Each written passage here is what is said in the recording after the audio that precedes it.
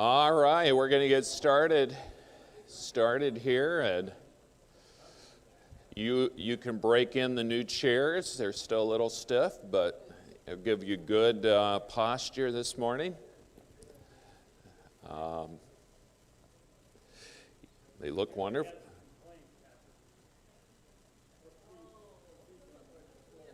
Oh, okay, wow. Well, after 2 weeks, I'll be softened up. Right. Yes, you sit in. Yes, if you sit in the same seat every week, you'll get it where it's your form fitted. Yeah. What is that cushion called? Where it kind of memory foam. There we go. Memory foam. So looks wonderful though. Yeah. God's good, isn't he? And it's one of those things, of course, it's processes. We look at it that way, at least for myself, as we've been here a long time. And I remember the green chairs. I have to tell, some of you remember that story, but we got the green chairs from Mohican, wherever that was called, Mohican Lodge, yeah, Mohican Lodge, and I remember I was all excited. We had the red chairs and then had the green chairs given to us. So I went with Jim McBride. That's a bad thing. See, I couldn't remember his name. My wife had to tell me. Jim McBride, and we went to Mohican Lodge, and we filled up the truck. And of course, today I kind of asked myself the other day, I wonder why we just didn't get a U-Haul. But we filled up his truck, and he had a trailer. And those chairs, they were stacked up like 12 high. We had them all tied down. It was great. And we drove back. And, of course, you're looking back the whole way. And we got to Monroe Mill going down the hill. And all of a sudden, the axle just broke. And the chairs went everywhere, all like 300 of them. And I just remember just looking at it going, oh, we're so close. So some of you, as you remember the green, the chairs were bent a little bit and all that. That's the story behind the green chairs, So someone asked me one time, they said, well, why did you have chairs, not pews, because they were free. Okay. So we're so thankful for that. And the old ones are being given out mainly to ministries. Well, I should say pretty much all. I know there's a camp in Pennsylvania getting some. I think Brad Bork up in Cleveland, a church plant, he's getting some. And then actually there was a church across town, I think it's called Grace Baptist.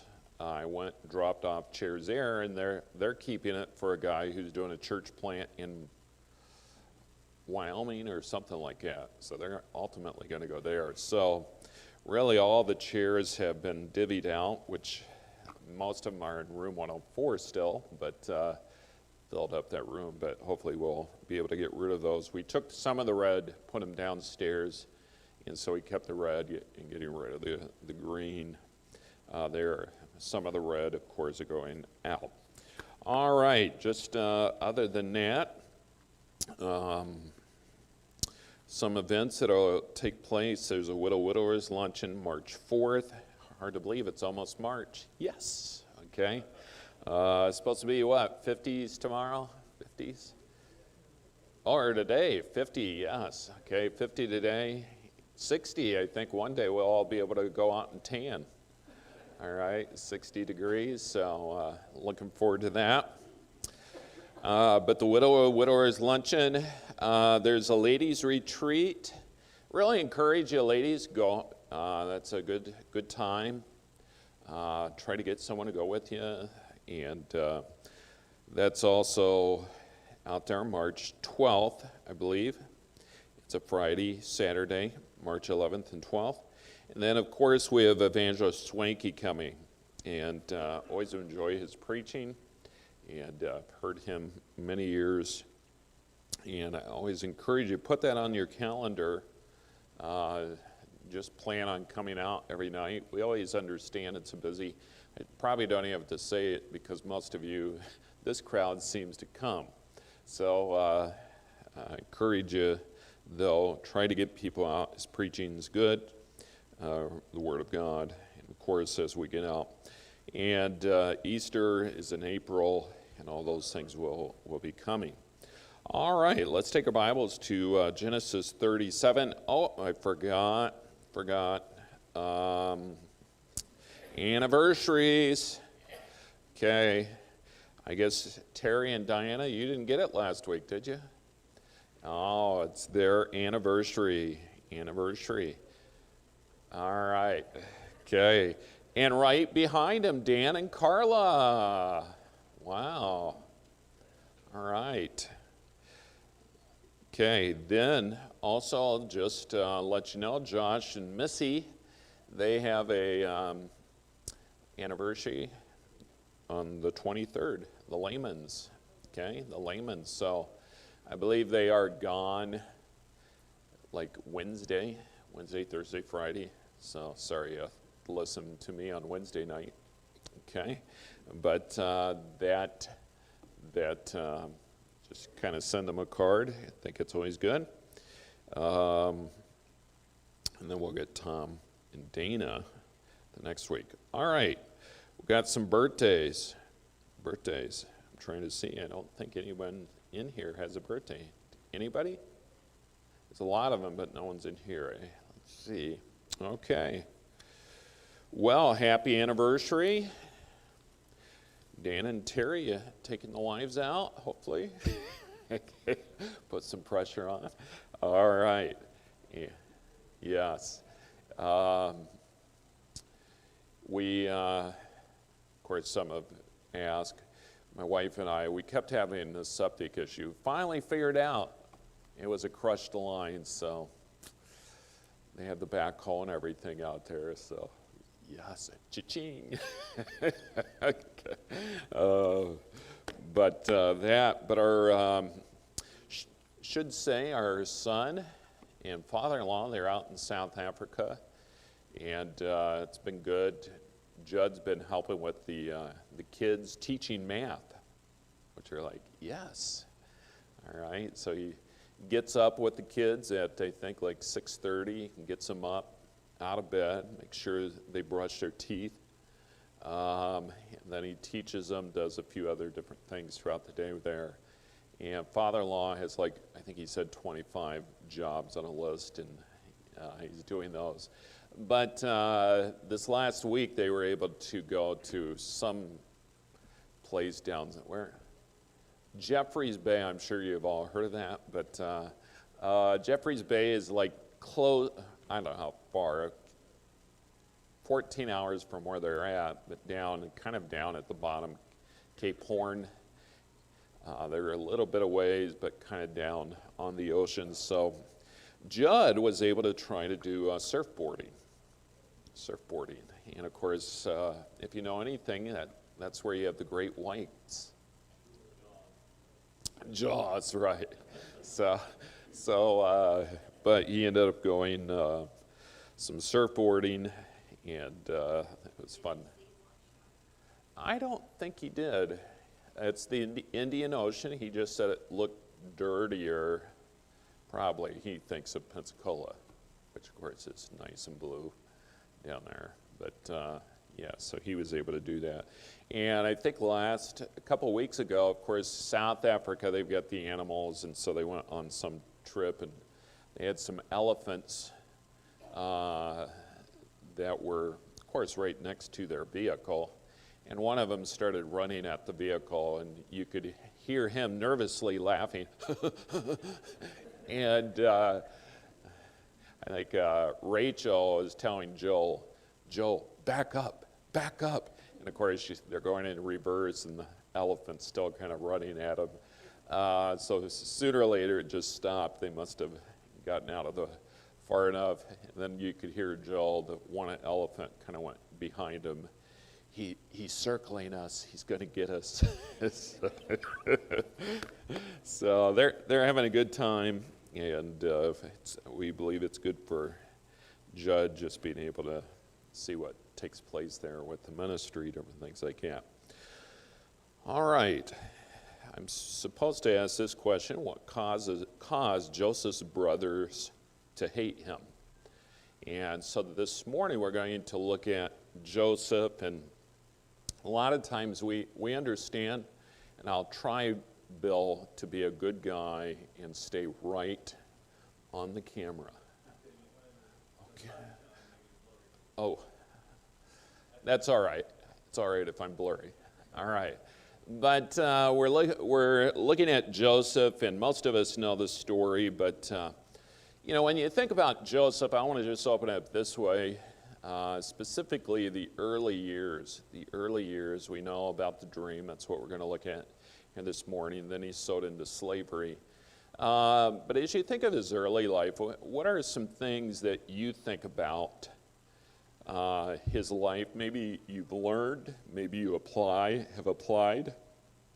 And we'll talk a little bit about that, because most of us know the story. But as you think of his life, those early years, anything that you would say, yes. All right, the coat of many colors, and of course that represented really him kind of like the birthright, being favored, different things like that. Okay. Anything else, the application? Yes. All right. Yeah, firstborn of Rachel. And we remember just kind of the order even as they moved, different things like that.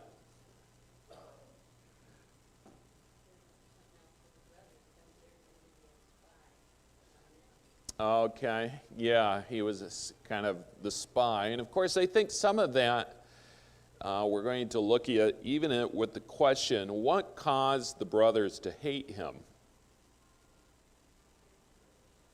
The favoritism, jealousy, and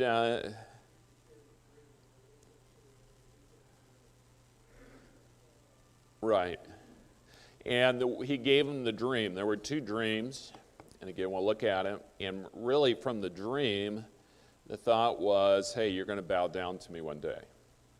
And we'll kind of look at that a little bit. Sometimes some will give Joseph a bad rap for sharing that, even our curriculum, but I'm not sure always about those things. But, I also want you to think of it this way. My wife and I were talking about this. How long was he put in slavery? Any ideas? It's 20 years. And sometimes we look at our life and we maybe say to ourselves, man, I'm going through this tough time. God has a plan for me, like with Joseph, right? He had a plan. He knew he was going to do something with him. But then all of a sudden, he's in jail. And he's in jail how long? 20 years. That's a long time, really. I mean, when you think about, I'm sitting in jail.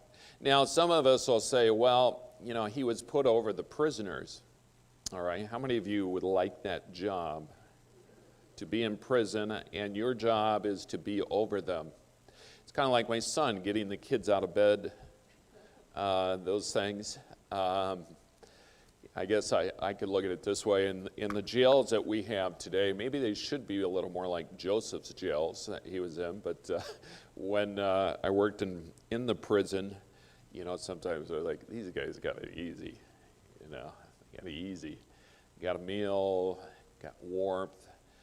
I will let you know, there's no air conditioning, so it was always, you could ask my wife back in those days, I'd go home and it would be like, because they test the temperature, some nights it would be like 115 degrees in there. I'd have two fans on me. But the stench, if you haven't been in, the stench is something that was the first thing I got when I got there. I was like, this place stinks. But as you think about it, he's in jail for 20 years, and we sometimes go through an issue and we want the answer when? Now. We want it now. I'm that way. You know, I can look at my life sometimes and I'll go, you know, what's going on? You know, frustrated with something. And so as we look at it, he's an example we can look at and say, you know what, God, for whatever reason, had him in prison for 20 years for something he didn't do. And I think it's something for us to look at. So let's look at chapter 37. And of course, so we start off, we'll look at the dreams here.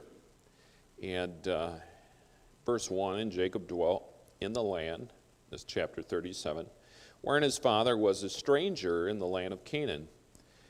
These are the generations of Jacob. Joseph, being 17 years old, was feeding the flock of his brother.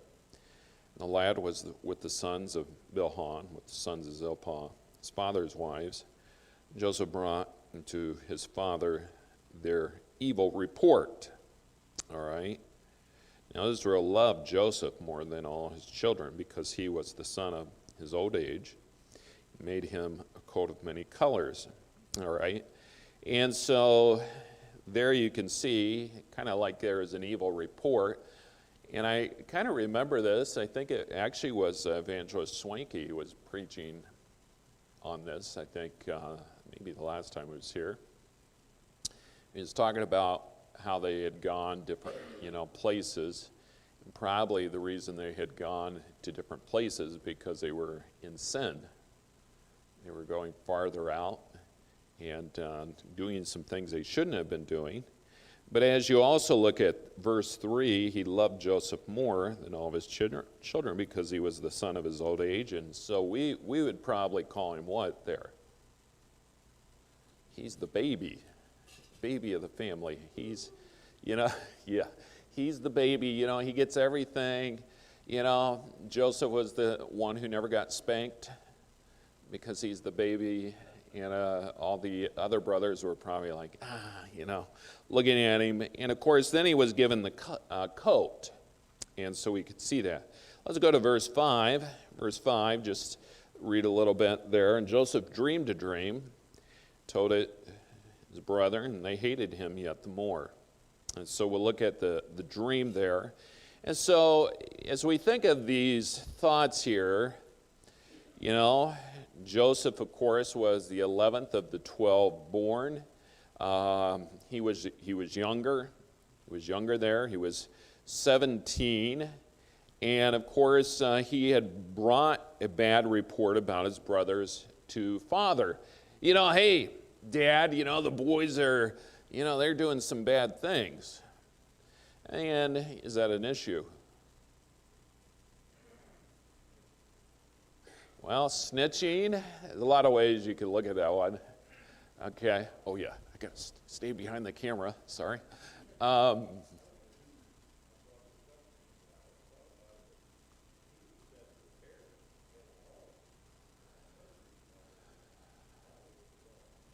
Right. Yeah, he was going to get everything. It pretty much like his father got, all the goodies that went with it. But, even as you think about it, I know sometimes, of course, I deal with kids, and the joy of working with kids, we don't have a lot here, and it's not always this way, but I've done it long enough that not everyone likes it how you deal with everyone's kids. I've learned that one. And sometimes we will look at it and say, someone's snitching. Is it necessarily wrong to snitch? No, it's not. If I'm a parent and my kid is doing something, I kind of want to know. So sometimes it's good to tell, when people are doing something because they then what? They can be dealt with. If a student's cheating every single test, we all would say that's a bad thing. And so some will go, well, should I snitch on him? Well, probably at a certain point. You don't have to put it publicly, but it's one of those things that probably would be good. And so he's coming back telling Dad, hey, the boys are doing some bad things. And so you kind of have that thought. So you can look at it one of two ways. You can say, hey, it was a negative thing, or you could look at it the other way and say, hey, he was doing what he should have been doing. However you want to look at that one. And of course, Father loved Joseph more than all of them. He was favored because he's the baby. He's favored because who his mother was. And of course, then he's given this coat of many colors. And as you think of the coat of many colors, what did that represent? Mike kind of, yeah, he's being rewarded. Okay, he's going to be rewarded, basically the blessing. Whoever had the coat was really having the blessing. And for them, looking at the baby of the family, thinking, hey, he's going to get the blessing, of course, that infuriated them. And we, of course, will look at things a little differently today, correct? I think, at least many of us will. We don't necessarily have the blessing. I have an older brother. Is he all of a sudden getting blessings that I don't get? No, we're the same. And of course, with your parents, I don't know how many of you looked at it, but I always look at it this way. Most likely my father-in-law will be moving out here. But I kind of look at it this way. If my father-in-law wants to spend all of his money, he could do it. You know why? It's his money. He can do whatever he wants. All right, it's not my money. He earned it. Now, he doesn't necessarily always look at that way, but, that's a little different there. And so it was a sign of importance, however you want to look at it. Some will say the coat of many colors sometimes meant it had a sleeve to it also, which was something that was a little different. And so they hated him. And they could not speak peaceably of him. And so then we have the next little issue with the brothers is that Joseph has a dream. Okay, he has a dream. And of course, we understand the sheaves because we have the Amish and they'll take the corn and kind of wrap them up and different things like that, the wheat. And so the sheaves, of course, the 11 were going to do what? Bow down, okay.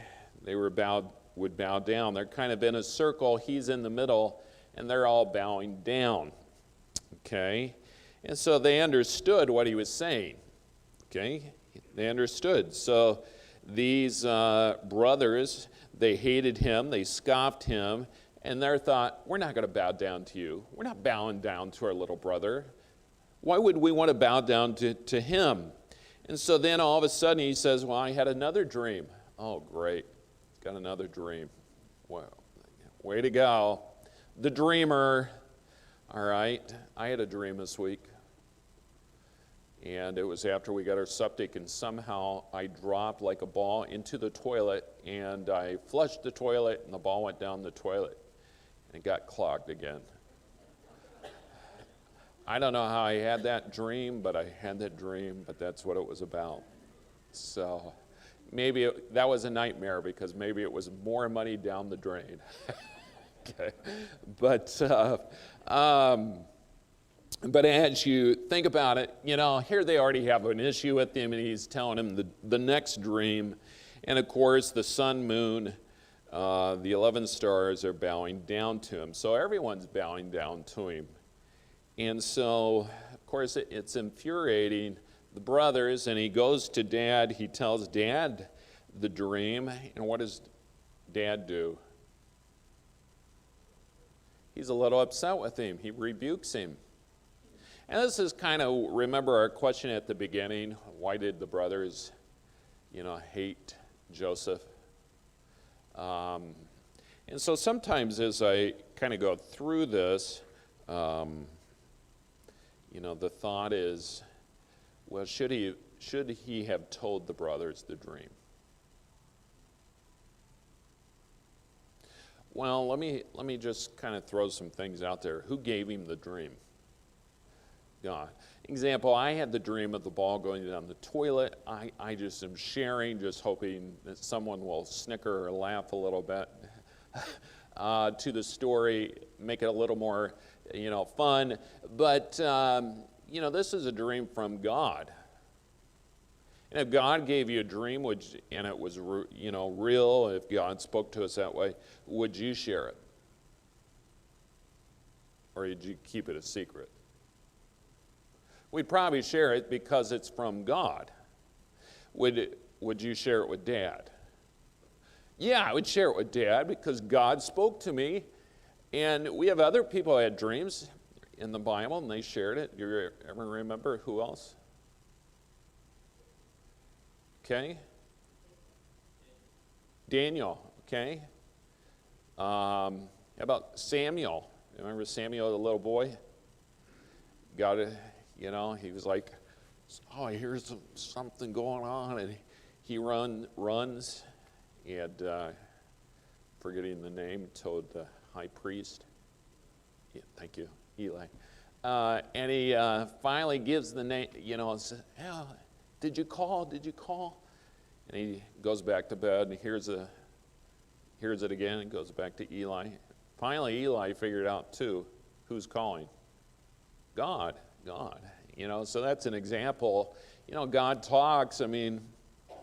Probably share it. It wasn't as if God was saying, hey, don't share it.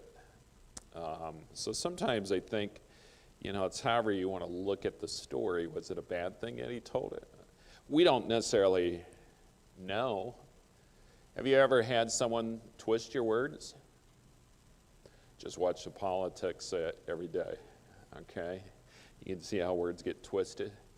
But I will always remember an example of a situation. I said something to someone at a church before, and then someone came back and they said, well, you said it this way. I was like, that's not how it was said.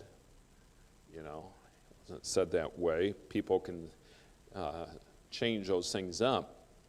And so we can see that. And of course, the dream really was something that was going to happen because we now know the truth, right? Did they bow down? Yes, they did bow down. Yeah.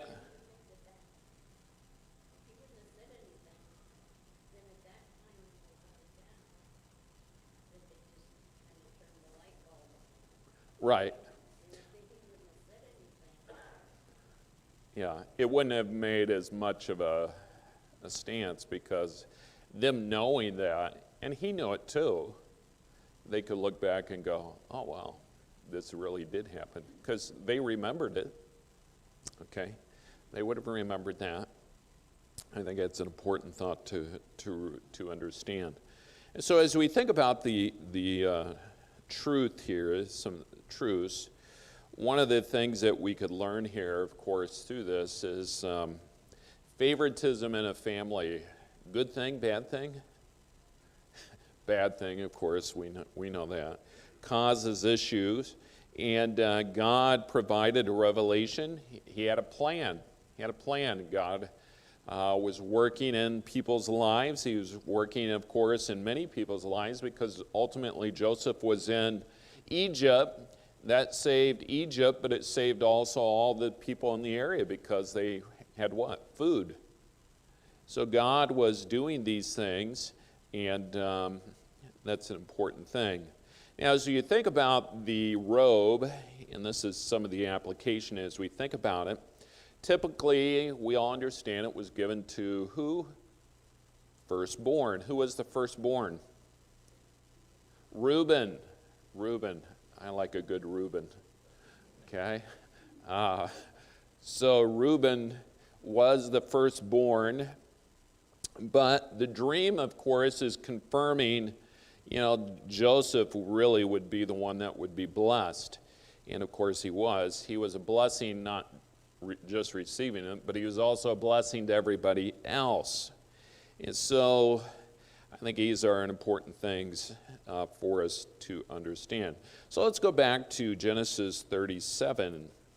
Okay, and so we see the jacket, different things, but now we're going to see the betrayal because the brothers are so hateful.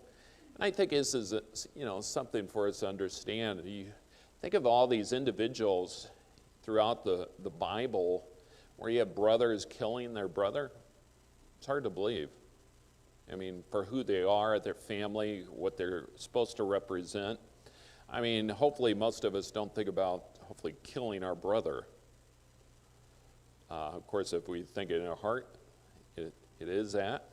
But still to think, hey, I'm going to act out on it and kill my brother because he got the blessing. Most of us would say, what's your issue? Think you're going to kill? We look at that kind of stuff. We think of those type of people, what? Spoiled brats. No way.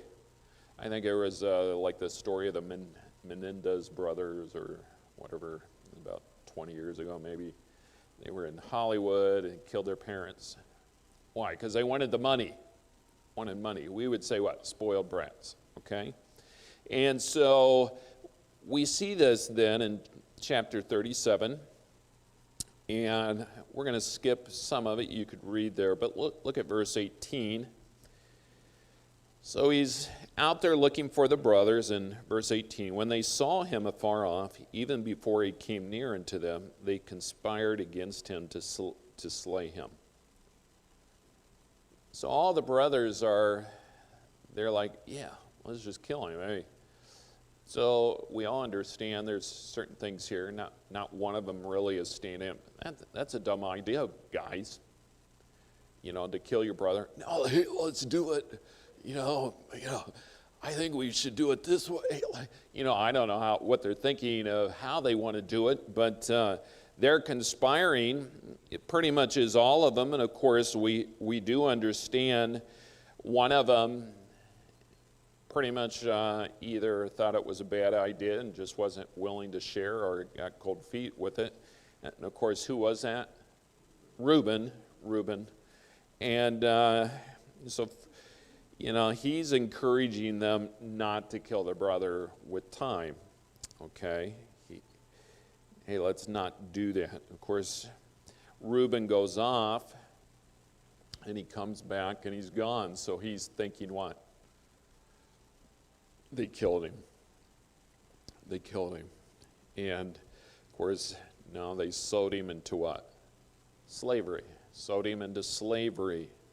And Reuben, of course, with all these things, he would have been very upset because Reuben also would have been the one who would answer, hey, where's baby brother? Where's Joseph? What happened? He's the one that will be, the one looked down upon by dad. And of course, they sold Joseph for how much money? Kind of always a number amount of money. 20. Who else was sold for 20? Jesus. Okay, as you remember. So it's that number, for some reason, with the selling is something. Now, that was a common price, just so you understand, a common price for slaves at the time. And so they were receiving, some money. They would break it up. Of course, getting 2 shekels of silver. They were making some money there on it. And so he's sold into slavery, and there were some traders that were coming, and they were coming from Gilead in the northeast, and they were heading down to Egypt, okay? And as he's sold then, he's now going to be a slave. Most of us understand that now for 20 years. Yes?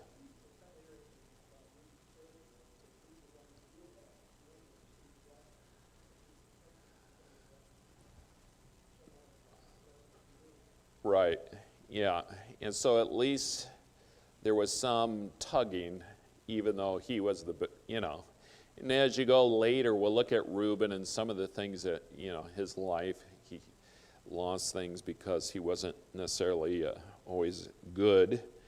But, Yeah, he was the one who would have received it, but yet he was willing to at least stand up for his brother. Okay? And again, part of that could have been just he would have answered there. Now, for Israel, the father, of course, this was a big blow, wasn't it? Of course, it would be a big blow for any of us.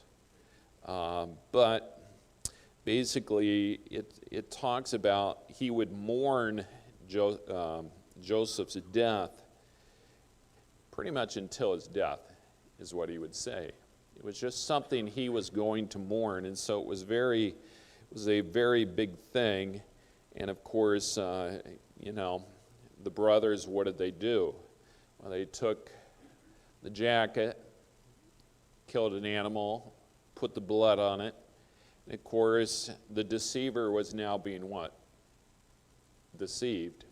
Kind of talked about that last week. Was he getting what he deserved? Different things like that. I don't necessarily think that.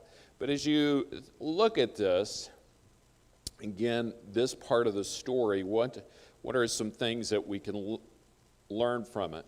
Well, of course, their sinful attitudes that they had, of course, brought about what? Turmoil. They had different sin in their life. They had pride, deceit, hatred. Did it catch up with them? Yes, caught up with them. They would be judged by God, but would they also be judged in any other way?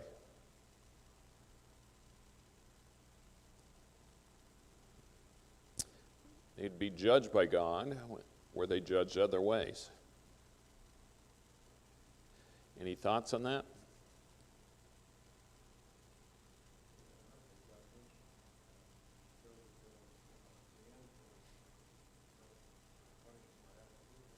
All right. Yeah, Joseph could have, that way. Are there other judgments, though, that we might receive? Okay. Yeah, and that's going later. Yes.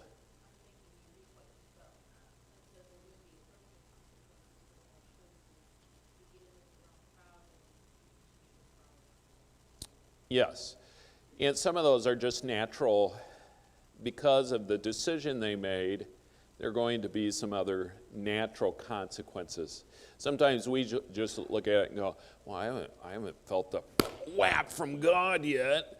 The question is, well, you could be, experiencing those things because of the decisions.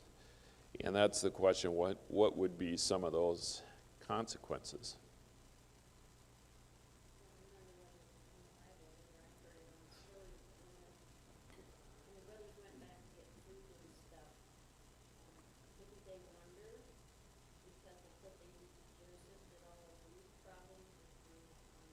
Right, yeah.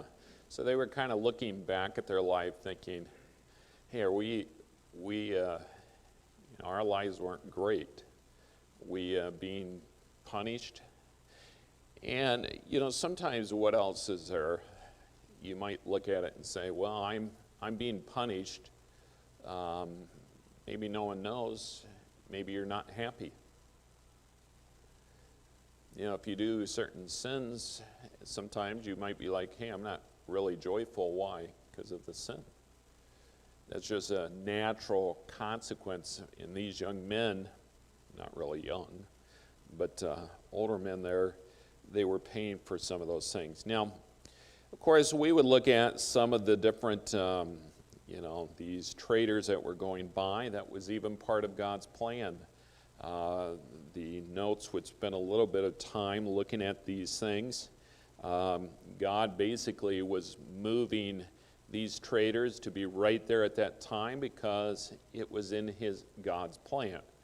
God wanted Joseph to get to what country? Egypt. And this was, specifically how God was having those things take place. All right. Now, probably a few things that we can learn. Again, God is in control. God is in control. God will do certain things. Sometimes God might have us go through something more than just one day. Joseph had to go through this situation for 20 years before things changed. Even after the 20 years, was God still working on Joseph? Yeah. God had gotten him to a point. God had given him certain things, but he also gave him wisdom how to deal with the brothers. Remember, what did the brothers think, as you remember the story, what did the brothers think about when Joseph figured out who they were? They thought Joseph was going to do what? Kill him. All right? They were kind of begging, don't kill us. And so, right, yes, even as the father died, they still were thinking he was going to kill us, which was kind of a sad thing for Joseph, because that wasn't his character. And so God, all those things was using him and working him. And, Rich, how's it feel to be in the light?